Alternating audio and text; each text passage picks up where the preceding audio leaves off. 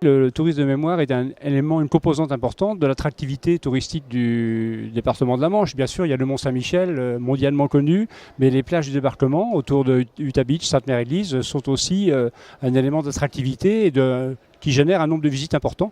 Donc effectivement, c'est un sujet sur lequel nous sommes acteurs. Et comment vous valorisez ces atouts-là, justement ?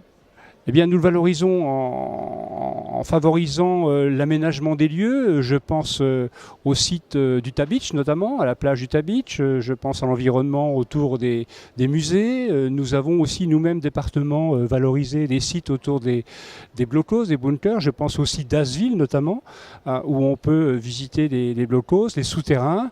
Donc, on met ceci en valeur. Je pense qu'on a fait le choix d'avoir une approche très pédagogique pour expliquer aussi quelque chose qui est un petit peu moins connu, qui est le moment avant le jour J, l'occupation, la présence des troupes allemandes dans un petit village de quelques dizaines, centaines d'habitants à peine, comment les choses se sont passées. Donc ça fait partie des choses que nous valorisons nous directement. Et puis bien entendu, on accompagne aussi nos différents musées et les différents sites sur le territoire qui accueillent des visiteurs.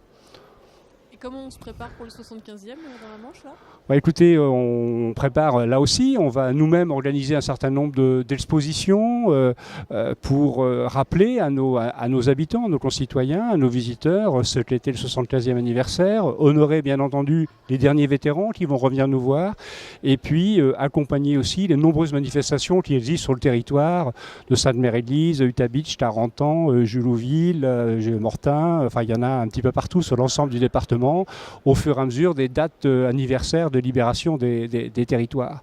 Voilà, c'est important. Je disais tout à l'heure, je l'ai évoqué au cours de ces assises, quelque chose qui est important dans le tourisme de mémoire. Le tourisme de mémoire, c'est pas n'importe quel tourisme non plus. C'est quand même un tourisme qui d'abord s'adresse peut-être un peu plus aux plus jeunes générations, aux familles, pour leur rappeler ce qui s'est passé il y a 75 ans, mais simplement parce que ça s'assoit sur des valeurs, sur un sens, les valeurs de la paix, de la liberté, du sacrifice qui a été consenti pour ces valeurs. Et donc, il y a la notion aussi du respect, voilà, du respect des lieux, du respect de la mémoire, et puis de la dignité, je dirais, de ces commémorations qu'il sied d'avoir en hommage à nos libérateurs et à cette mémoire. Et comment on articule justement cette nécessité du respect, cette importance-là, avec un tourisme de plus en plus massif ? Oui, je pense que c'est pas incompatible. Ça veut dire que il faut réfléchir sur l'aménagement des lieux. Moi, je suis assez vigilant à ce qu'on n'encombre pas nos lieux de mémoire. Quand vous allez sur une plage, je pense à la plage d'Utah Beach, bien sûr, il y a des monuments, il en faut, ne serait-ce que pour la commémoration, pour la mémoire, pour expliquer aussi un petit peu les choses. Mais il y a des musées aussi qui sont là pour expliquer.